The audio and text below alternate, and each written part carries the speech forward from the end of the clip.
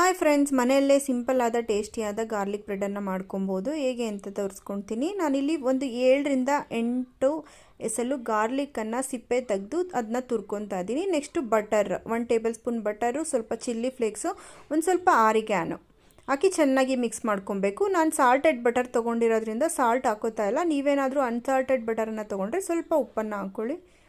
ಎಲ್ಲನೂ ಚೆನ್ನಾಗಿ ನೀಟಾಗಿ ಮಿಕ್ಸ್ ಮಾಡಿ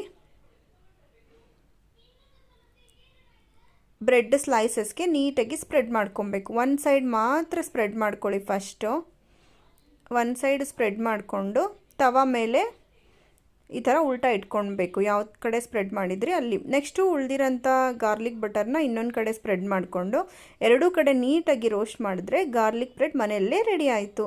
ತುಂಬ ಟೇಸ್ಟಿಯಾಗಿರುತ್ತೆ. ಒಂದು ಸತಿ ಟ್ರೈ ಮಾಡಿ. ಈ ರೆಸಿಪಿ ಇಷ್ಟ ಆದರೆ please like, share and subscribe to my channel.